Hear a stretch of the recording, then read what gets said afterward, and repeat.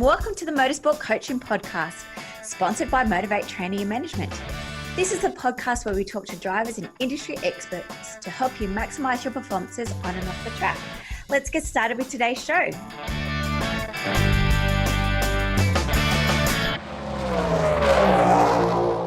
Hello crew and welcome to episode 112 of the Motorsport Coaching Podcast. Today I am joined by Noah Sands. I have interviewed a lot of motorsport competitors, athletes over the last couple of years, but I have to say, speaking to Noah, he's one very determined driver. You will even hear throughout this episode how he quickly puts me back into my seat when I said, well, is there a plan B? It's great to hear his aspirations and his career to date, from being a runner-up in the National Formula Ford Championships, winning multiple karting championships, and currently leading in the F3s here in Australia. I can't wait to follow his journey, and I hope you do as well. So I really do hope you enjoy this call and that you find some inspiration to keep on going. If you haven't already, guys, we've got a brand new website, so I'd love for you to race over and check out motivatetraining.com.au. We've got a brand new sponsorship course coming up soon called Winning Sponsors. It's 8-week modules that's going 8 weeks with modules, and that's going to cover things like networking, how to find sponsors, gathering contact details, sales, marketing, networking, social media, public relations, branding. Is pretty much all on it to help you win sponsors and keep you racing and into the sport that we all love and enjoy. Without any further ado, let's get started with today's episode. Hi Noah, and welcome to the Motorsport Coaching Podcast. Hey, thanks for having me. I'm very excited to share your story. As I start all of the interviews, how did you get started in motorsports? Pretty much like everyone else, just watched the V8s on TV when I was little, and then eventually got a go-kart for Christmas one year, and then, here we are. Fantastic. And what age was that? 6. I got a go-kart when I was 6 and did that at home on a dirt oval track, and then obviously you can't start racing until 7, so then I started racing when I was 7, and yeah. And do you live like near the dirt oval track? Like that's for me, like I love a speedway, but I've never been around much of dirt karting, but it's pretty big, isn't it?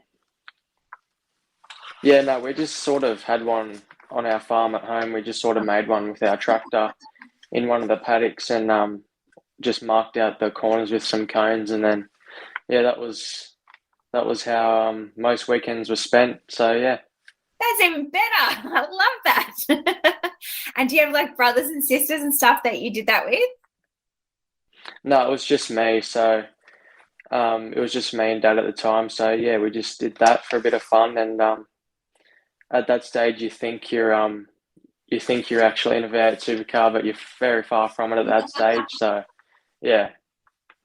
And did your dad have an interest in motorsports as well? Yeah, he had an interest in the V8 supercars, touring cars, when it was sort of Brock, Johnson, those guys, and then, but he never could really sort of get into it. So then when I had an interest, we sort of both got into it, and then, we're on this journey. Oh, fantastic. And tell us a little bit about the journey. You said you've been racing since you're about 7, and yeah, you've been through karting, Formula Ford. Tell us about it.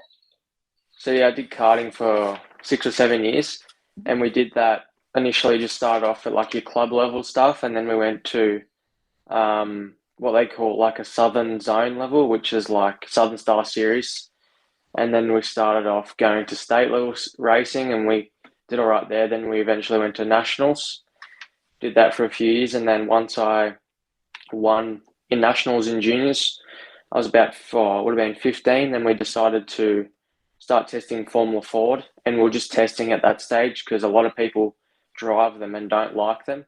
But fortunately, I drove it, and fortunately, I drove one, and I was pretty quick off the bat. So then we decided to move to Formula Ford. We went with CHE Racing, which obviously were the dominant force last year with Tom and myself coming first and second in the series, and the year before that with Lachlan Manif as well. So had some good results in Formula Ford, and then progressed to Formula 3 this year. Fantastic. And so how old are you now? I'm 17, turning 18 this year. Awesome. And how do you find the difference between the Formula Ford and the Formula 4, 3?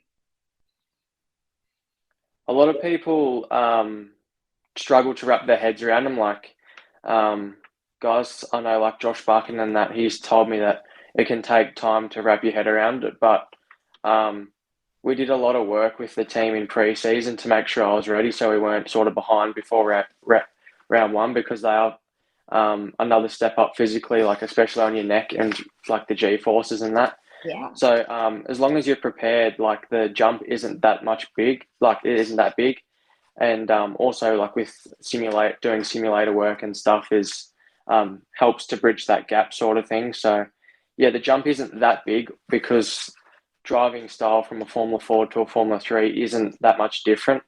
Obviously, they're both open wheel and both sort of a semi-slick, slick tyre. Well, Formula 4's semi-slick tyre and the Formula 3 is a slick tyre. So the driving style is pretty similar. And obviously, I was coached very well last year, both by Cameron Hill, who's driven a lot of open wheel cars, and in the Super 2 this year, obviously, he knows what he's doing. So he's helped to bridge that gap. And also guys like John Collins that are helping me this year, who are previous Formula 3 champions. It's helped to sort of fast track me to, what would have been a top 5 guy to really a top 2 guy. So, yeah. Yeah, and you're currently winning the championship? Yeah, currently leading the championship by 3 or 4 points, I think, after round one. But no, this year's championship's very close. And round one was at Sydney, which was good. That was a good way to start the year. Formula 3, we had a few cars, but we're the series is still building. Obviously, the FIA, F3, and F2 has been very popular with guys like Piastri and Callum Williams. So there's a lot of kids coming through now into Australian F3 and then looking to go overseas. So yeah, the category's building, which is good.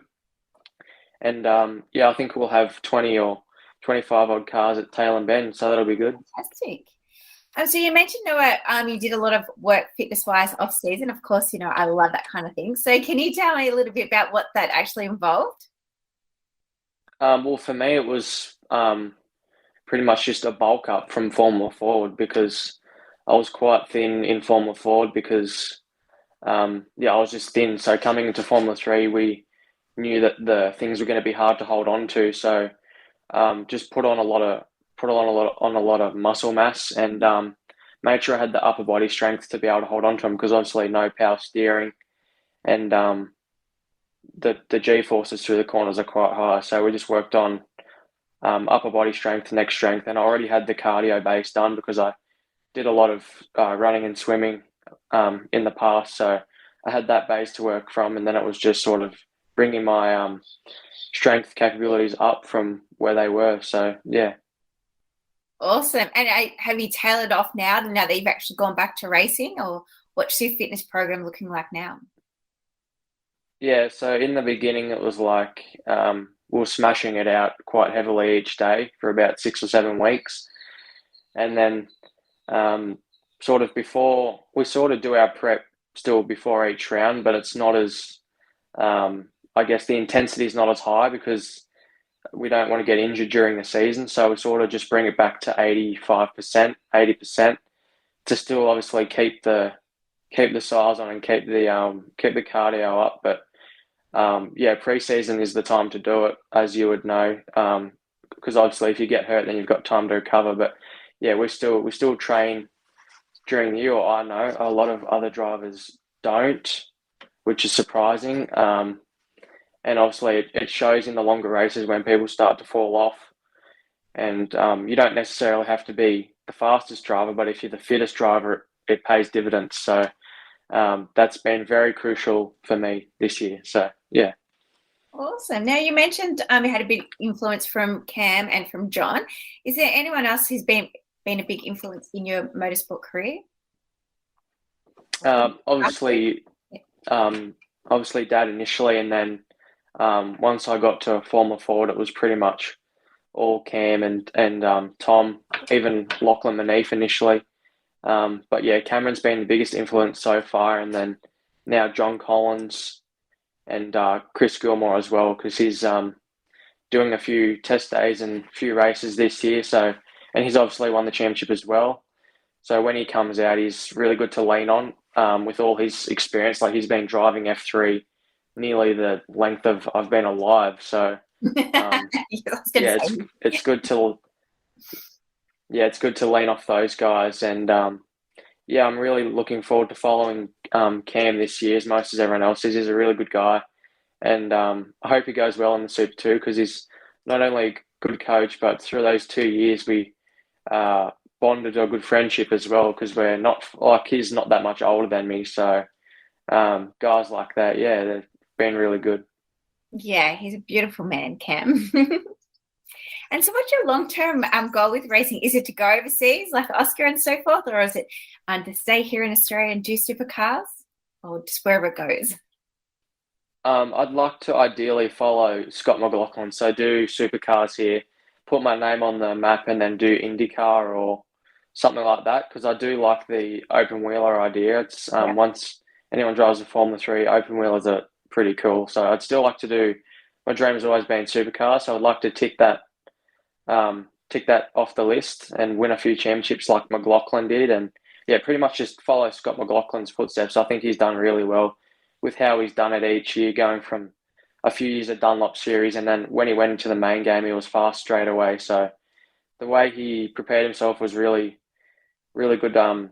Step to this really like it's he did it the correct way, and yeah, it'd be good to follow in those steps. I know I've spoken to him a few times about it, and he's been successful in IndyCar so far, and he said that's come from driving a V8 supercar because they're pretty hard to drive with the skinny tires and the with the high amount of horsepower they've got. So yeah. Awesome. That's very exciting. And so you've got it kind of all mapped out. I mean, you've got some wonderful sponsors on hand that are supporting you and that they're going to be part of that journey, hopefully going to Indy or supercars at least. Yeah, so I'd like to do Super 3 next year and then 2 years of Super 2 and then hopefully make it into the main game and then do my time there and then hopefully go on to IndyCar or if not, stay in Australia. I'd be happy to do that still and cement myself as a Jamie Whincup or a Craig Lowndes. And then, yeah, so yeah, looking forward to see where it could end up. Yes, me too. That's very exciting. And so when it comes to the off-track side of development, is this what you're doing now full-time? Have you left school or are you studying or is motorsports all in focus or what's your day? Yeah, we're all in focus this year to obviously the goal is to win the championship. So when I'm not back home, I'm working with Gilmore Racing. So we're just preparing the car because we're only a one car team. So it's really good to. It's probably a good thing, but it can be a bad thing. It's a good thing because all the focus is on me. It's on one car and we can do the job. So I'll help prep the car during the week. There's not many guys that work on the car. It's a pretty small team compared to others. But being around the car most days of the week's obviously always going to help. So, and it's helped with I know what the car's going to do if the guys change something. I know I've learnt set up quite quickly and learning like if I have to help in and fix it, I can. So, but other than that, we also do stuff like other work, normal work. There's another business within Gilmore Racing, and we do roll cages for XLs. They do general servicing and fabrication and stuff like that. So yeah, it's really good. Keeping busy. And what about the off-track development side of things? So like with your sponsors and stuff, is that something that you're getting yourself and you're working on proposals and having meetings with sponsors, or is mum or dad or someone else still helping you with the sponsorship side of things? Yeah, a little bit, but mostly Lachlan Mansell helps a lot with press releases and writing stuff like that, and getting the stuff out. Obviously, he's helped Cameron Hill a lot with being able to progress him through the Porsche and get his sponsors. So, yeah, help from Lachlan Mansell, and then sometimes someone will contact me, and I'll give them a brief rundown, and then forward them on to Lachlan, and then we might have a phone conversation, the three of us, or an email or a conference like this, and then yeah. But there's obviously when you're getting results, it gets a lot of people interested. And I think that's one thing to take. Well, that's the thing what I've learned is with sponsors is if you're not really getting results, they're not interested. You can't really go to them with nothing. You got to go to them with something. So, yeah, since last year in Formula Ford when I started getting results, the interest has gone on the right trajectory. So yeah, as long as we keep building that for the next few years, we should be good. Now I need to ask, has anyone contacted you trying to get in contact with Lockie for a date? Not that I know of. He sort of does. Yeah, I'm not sure actually. The last time I saw him was at Sydney Motorsport Park, and he had a few dates with him, you could say. But yeah, his popularity's gone through the roof since that. So yeah, that's also probably been a blessing in disguise because his profile's boosted quite a lot as well, which has helped. Yeah, without a doubt. It's all about that networking and who you know, and why not? Exactly, yeah. And what about the social media side of things? Is that something that you enjoy doing, or again, do you have somebody else assisting you with that? Yeah, so I still do it, but with help from Lachlan Mansell. So if I have to post something that has a few words in it, like for example, if I have a tough weekend, I'll ask him how to word it correctly without saying, "Oh, the car was terrible," or stuff like that, without trying to offend. Yeah. Yeah, without trying to offend anyone. So if I have a tough weekend, he'll help with that. And also if I have a good weekend, I'll ask him how to do it as well, not to hype it up too much. Yeah.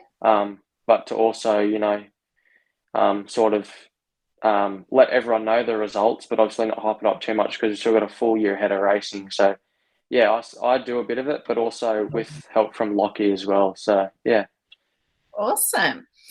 And do you have any special race rituals when it comes to race weekend? Like, do you have a funny pair of socks or a lucky pair of undies, or you put your gloves on in a certain order or anything like that?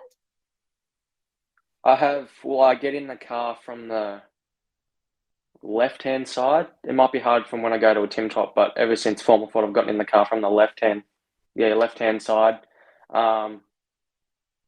Nothing else in terms of no, nothing else other than that. Oh, and the other thing was, I'm going to start doing it now because we did it at Sydney. Is me and John. John helped a lot. We did a warm up, so we go out. Well, I haven't done it ever before in my career, and still I've gotten a little bit serious. But a warm up, and it helps get me focused and that. And I would say that's probably another good ritual to have. Mm-hmm. Yeah, fantastic. And when it comes to learning these new tracks, how do you go about learning them? You mentioned before about doing some sim, but not obviously all tracks are on sims. So is it just you like doing a track walk? Are you YouTubing the track? There's drones, or how do you go about learning that track? Well, usually because the team has a good bank of footage from previous years from guys like Cameron Shields and Callum Williams who know overseas. So I'll usually spend a good 40 hours before the event just looking at footage and data because that's, in my opinion, that's more beneficial than this simulator because the simulators are beneficial but they're not fully realistic. Yeah. So if you're looking at footage, then you can, if you have a big enough screen, then you can see if there's patches on the track or if there's markers that you're looking for. Because in the sim, it's just programmed to be flat, fresh, everything's correct. So I like to do footage. I do have a sim, but I'm not big on the sim. Mm-hmm. It's only if I'm feeling a bit bored or I'll jump on it, or if I haven't driven for a while, I'll jump on it. But I'm not big on the sim. So yeah, just pretty much footage and data. If not, I'll FaceTime or Zoom John or Cameron, and they'll have a laptop up. They'll share their screen with the footage, and we'll go through it. And in terms of track walks, we don't really tend to do track walks because we sort of just turn up on the. I've never done a track walk in cars. Mm-hmm. In my I used to do track walks when I was in karting, but ever since I got to cars, it was sort of like I've got Friday practice. If there's anything crucial, I'll just use the first session to do that, and that's another thing.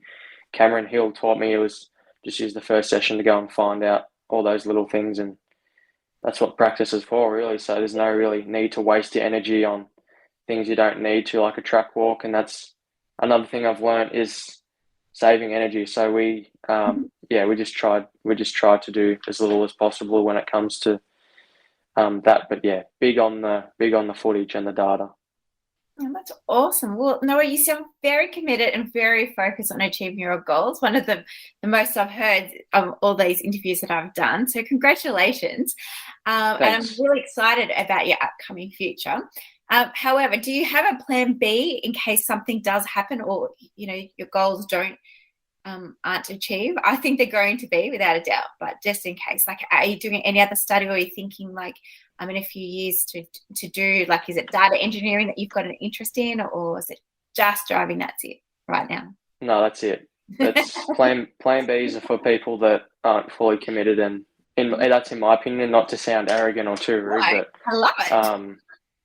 Yeah, if you've got a plan B, then you're not focusing on the main goal. So yeah, I mean, if it does happen that I don't possibly get there, I just turn into maybe having my own team, Formula Ford, and nurturing young drivers like that, because I have I'm young, but I have a lot of knowledge to give through my 10 years of racing or whatever it is. So like that's pretty much all in at the moment. But if something fails, then I'll work something out. I'm not too stressed. I'm pretty job at hand. Yeah. I love it. Do you have a vision board? No, I just mentally.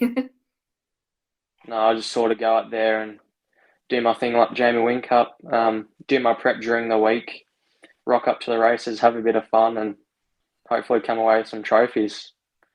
Fantastic. Oh, no, I love it. Thank you very much for being on a guest today. Is there anything else you want to end our conversation with?